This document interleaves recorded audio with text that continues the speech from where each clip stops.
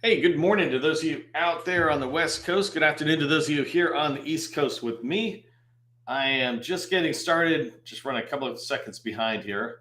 Let me get my ducks in a row. We're going to dive into today's training around RFIs. I wanted to give a tip for those of you showing up early and on time. I really appreciate it. Let me just turn the captions off here. That's one way I can thank you.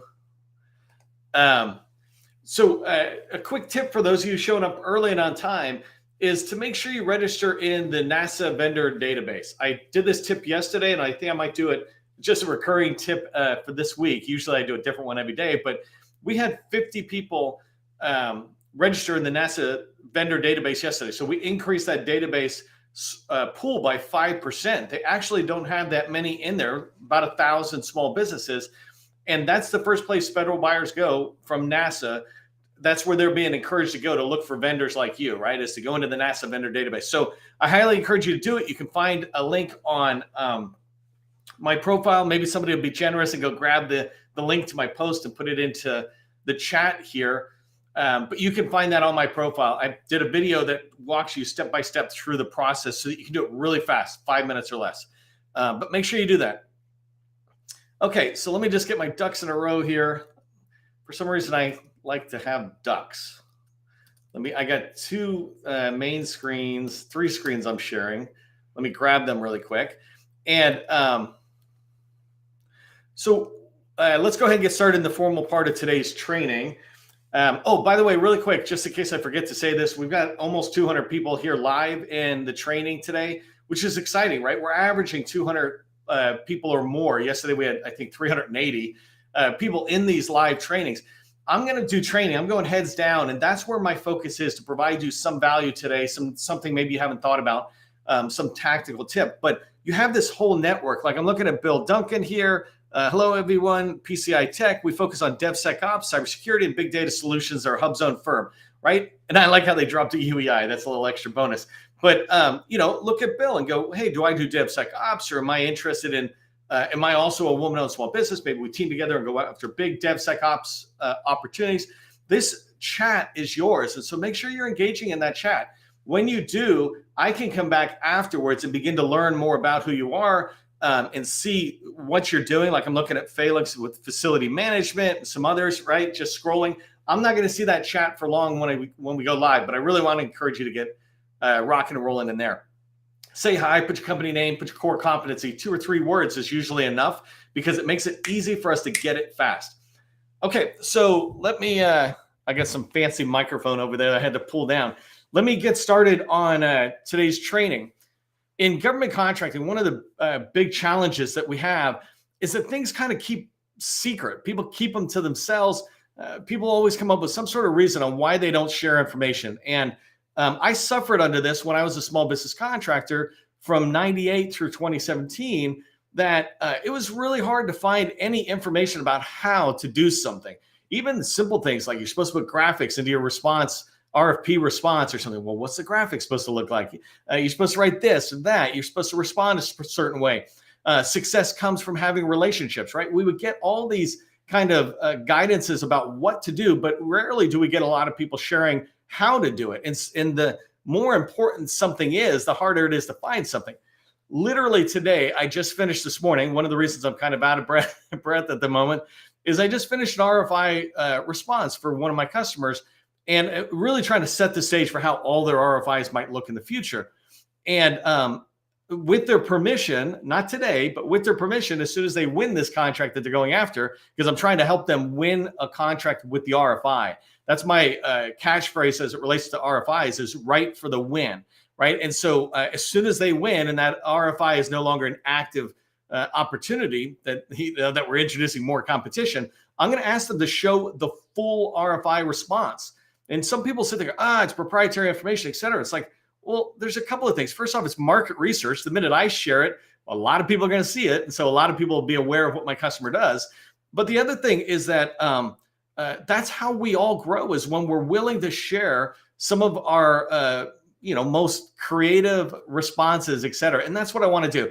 And so today I'm going to cover one part, and I'm probably going to do several trainings on RFIs and keep going deeper and deeper into how do you respond to sources sought and RFI notices.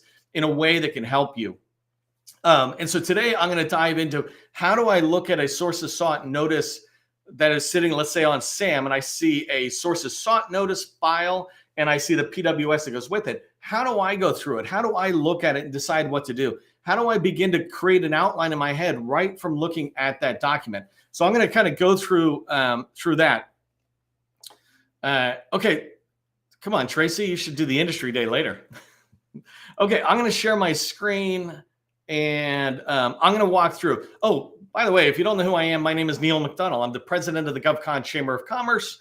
I want to welcome you to my federal sales training, where I provide tips for success in the federal market. I spent 20 years in the federal market as a small business owner, and since 2018, I've been teaching people like you that government contracting is not a secret. It's just a process. The process is A to Z, and when we follow that process, we're going to have repeatable, predictable results.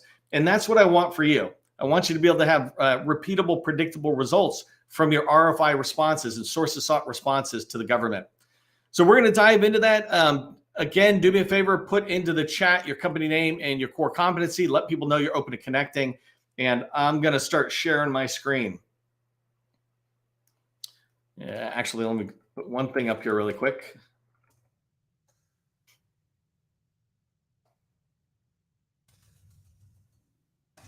When I share my screen, it's a little messy if I don't flip over right away like that. So now, hopefully, that's good to go. Actually, let me go into one thing here and close out Teams, and hopefully we're good to go. Okay, so first thing I want to do is to start on SAM. I just went to SAM and I did a search and I said SharePoint. So today I'm going to show SharePoint as an example. I saw Hunter Martin from Bain Group in here. I'm glad to see you're in here because I was shooting out emails saying, hey, come to my training. Today it's about SharePoint. But it's about an RFI. So I'm looking at this RFI and it's the Army. And let's say I'm a SharePoint company. So for our training today, that's the training, that's the core competency I have. So I'm looking at this and right away, it looks good to me. SharePoint sustainment support. I'm going to come down and I'm able to look right here that the response date is due the 20th. So I'm going to keep going. I like it. There's lots of time, right? Today is the 19th. It's only due tomorrow. And obviously, this is a live training, right? If I'm doing my actual sources sought, I'm looking out as far as I can. I've done previous training on how to make sure you never miss sources sought like this before. Anyway, so there's two documents that I'm going to walk through in the 20 minutes we have. And as we go through, I really want to be able to help you just see my thought process. So I'm not trying to perfect my presentation today, like make it, oh, it's so perfect. I want you to just see the raw, as if you're sitting over my shoulder doing a little on-the-job training of how I do what I do in order to digest a sources sought and then to begin to write it and get ready to it. So I have two files here. One is the actual sources sought notice with some guidance from the KO, from the contracting officer. And the second one is the draft performance work statement. So we're going to go into both of those and I'll walk through my comments. So the first one is the sources sought notice. You're going to be able to read ahead maybe, but try not to and try to stick with me. So the first thing I have here highlighted, I'm like, okay, great. It's providing SharePoint support and sustainment. Yay. And then as I come down, the next thing I see is that this work is for the Army Installation Management Command, including all of their major subordinate commands and garrisons. And right away, I'm like, oh my God, is this for every Army garrison out there? This could be huge. And so I put a note to myself, build an org chart as quick as I can. And not before I submit the RFI, but after I submit the RFI, since it's due tomorrow, build an org chart though. I want to understand, I don't know if it's called MCOM, but I want to understand what that organization looks like. How big is it? How can I use that to speak to what we've done? So an example I might put, and I'm going to put this right here because I'm thinking about it, reference all of my VA work and the geo dispersed. I don't know how to spell dispersed locations. Typing lives is no fun. Okay, so what I just thought about there is that I've got past performance in Department of Veterans Affairs where I supported hospitals all across the country, and so the VA is broken up into these like 21 networks of hospitals, and then about 150 hospitals, and then 800 outpatient centers. And a lot of the SharePoint work I did supported the VA in all these different areas. That will ring true when the Army is talking about subordinate commands and garrisons. And garrison is basically a military base, right? These are all over the country, maybe even all over the world. Well, that reference will be really good if I want to pursue this. The next thing I do, as I'm coming down, anytime I read something, I don't want to read it again, I just cross it out. So I just highlighted that and struck it out. So I don't care about these 2 paragraphs. If I ever come back to this document, I don't want to read those again. Here it's just talking about some of what it's looking for, but here's the next paragraph I'm highlighting.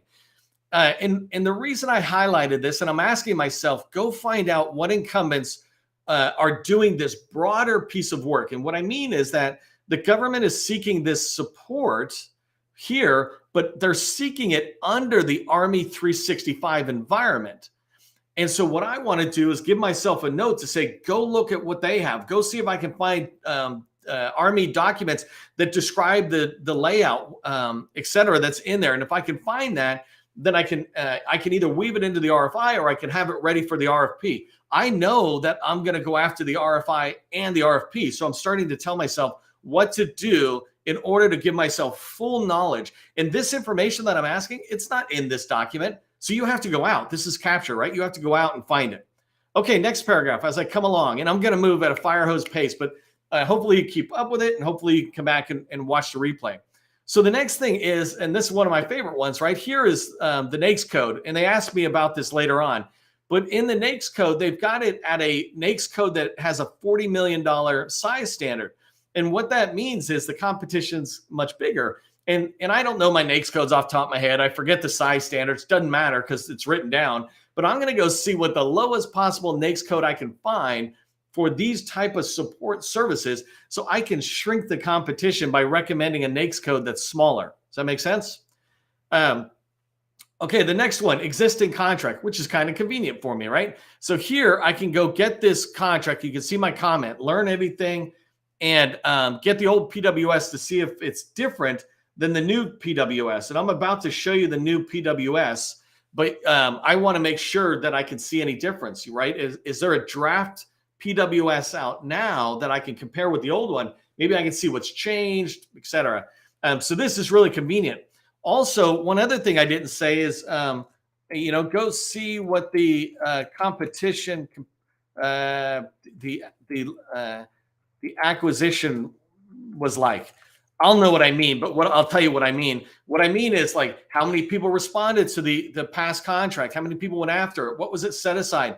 Was it originally set aside one way and then it became another? Was it originally on a contract vehicle and then something else, et cetera? Well, I'm going to go dig that up on USA Spending or FPDS or other tools I might have. All right, so let's keep coming down. I'm just going to the places where I have comments.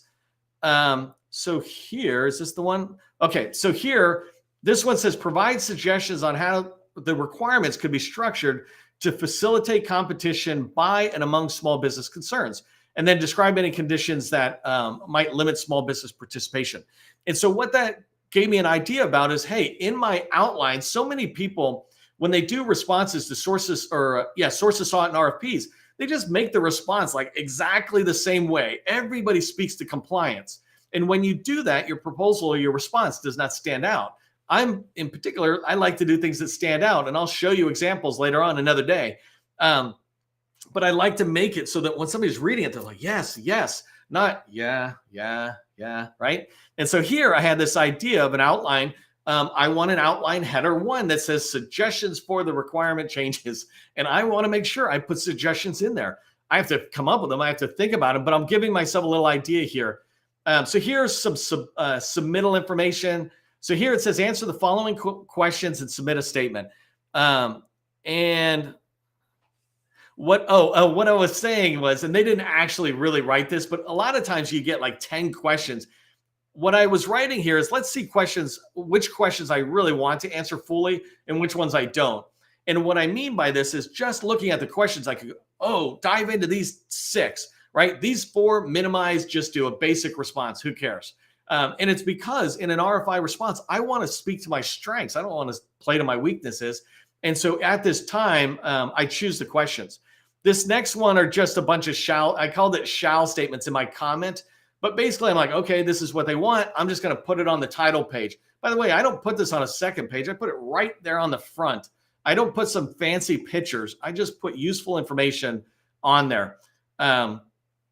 Okay, so this next comment here, it says here, information. So what I wrote was, this is hugely unfair. What's left for the RFP? But what I meant here is, if you're looking at bullet number 2, the government is saying that they want past performances in the RFI response, sources sought response, with value and contract numbers and points of contact. I'm like, well, what's left for the RFP? This is a burden to small businesses. You're forcing smalls to jump through this hoop. Then I wrote, who cares? Just write for the win. I said, but write for the win.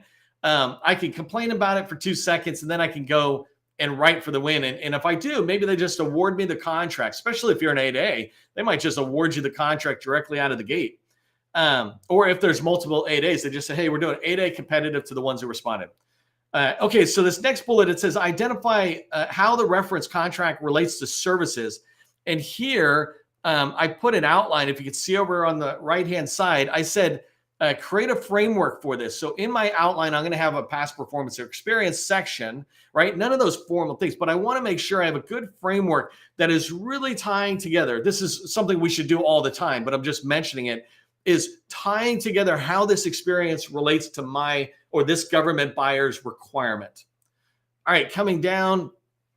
So here, it's just something I was paying attention to. If you did subcontracting, they said, go ahead and reference that, but tell us what percentage.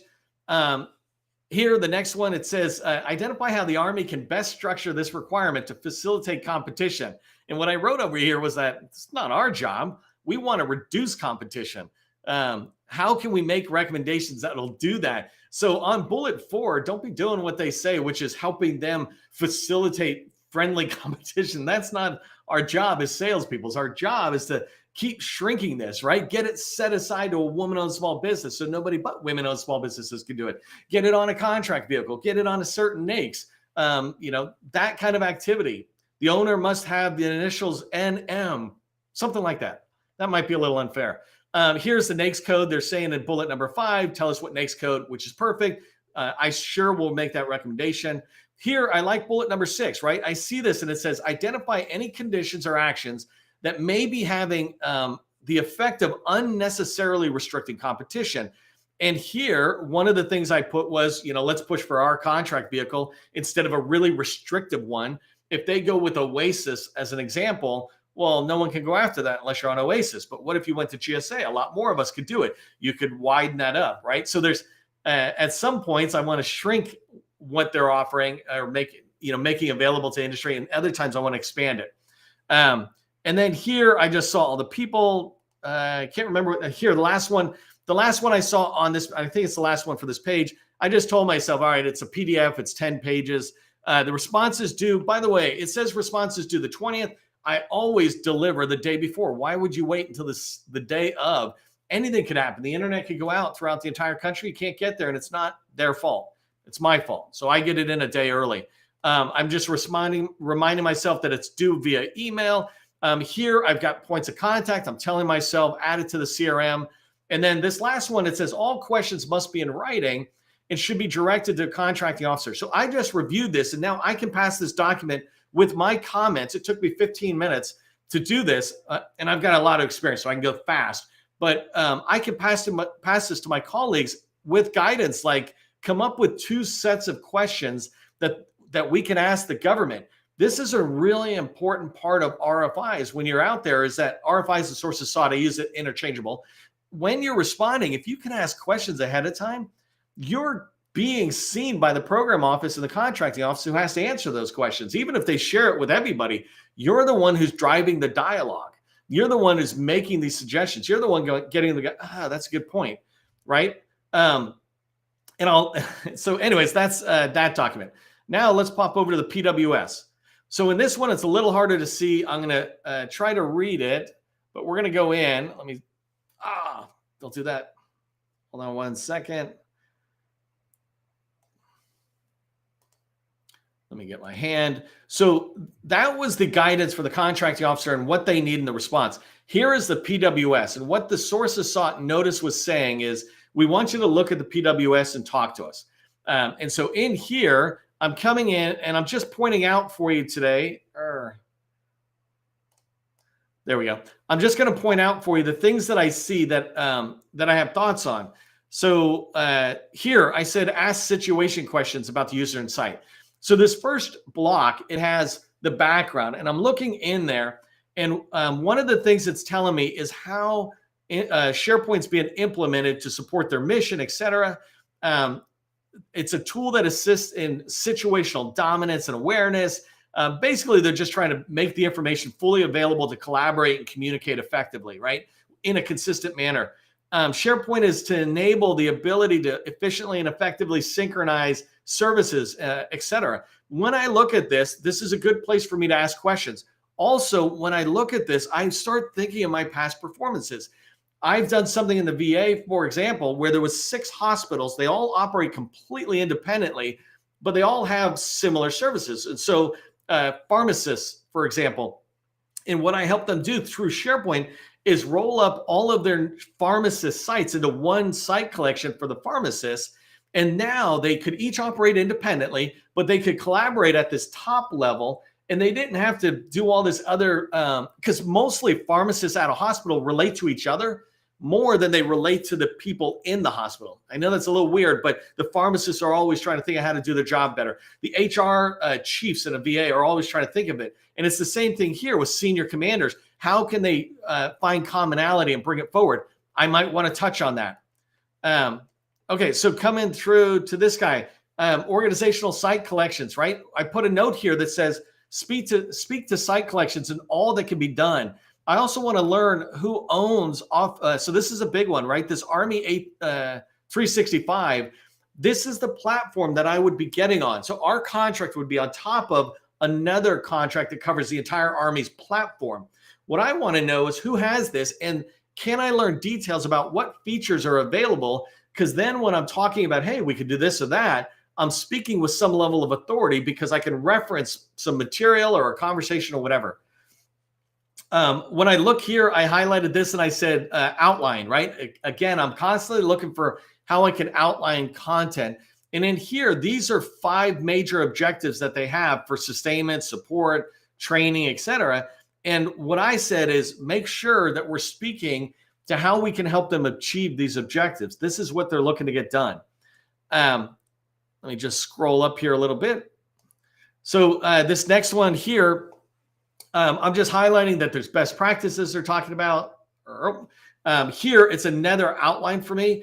They talk about all SharePoint support services and administrative activities shall involve close coordination with the KO, the core, the CTAR, or I can't remember how to say that acronym, but CTAR, anyways, contracting officer, technical representative, and other stakeholders. What I saw here, and the reason I put an outline is I want to have a section like in header 1 again that talks about our communication plan. How do we communicate across all these garrisons? How do we share lessons learned from each one?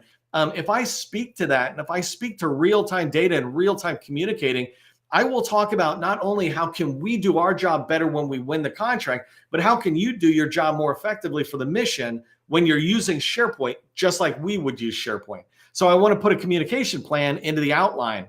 By the way, quick pro tip, I've done this before where I've added in communication plans where I might put that into the RFI saying, here's a communication plan. And because I only have 10 pages, I might just use a half a page on the communication plan. But I will put in there, we have a full sample communication plan available. Please request it, right? And so we'll put that in. And if they ask us, I'll send them a 25-page communication plan that not only is a real-world communication plan, but it's one that I changed the language so it speaks to these guys. So it feels like they're like, oh my God, is this our communication plan? It sure is, as soon as you award the contract to me. Right? So, okay, so let's keep going down here. The next one here, it talks about the program objectives, and they lay it out more, but these are all areas that we should speak to our skill and showcase stories. I'm a big fan of weaving in proof of the work we can do. A lot of us keep our past performances, our experiences, our stories, our case studies in the past performance volume or section.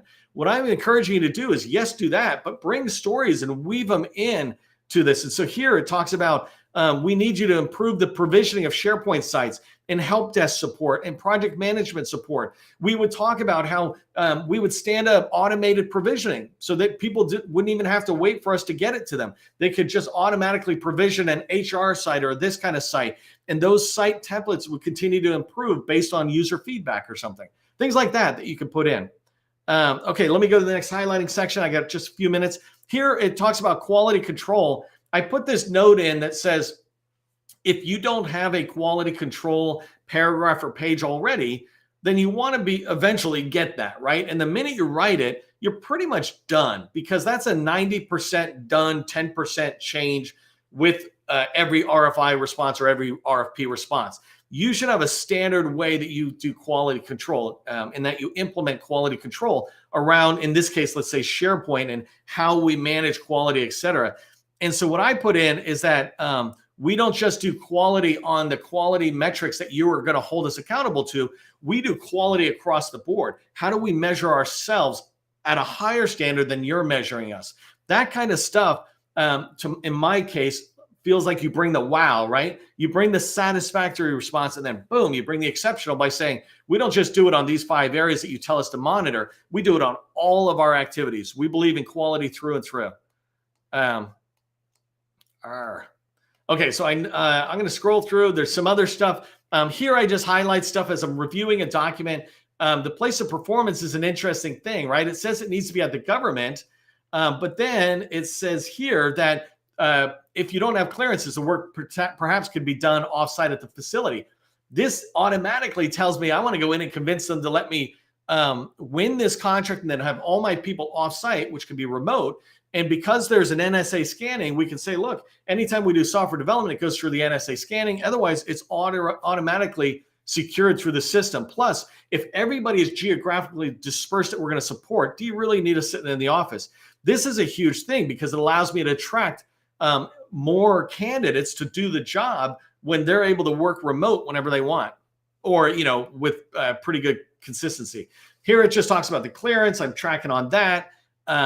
And here it talks about the contractor is going to require access to CUI or controlled unclassified information. And so I wrote a note, go talk to Steel Toed about CMFC. These guys are a leading provider of CMFC out there. They're a customer of mine.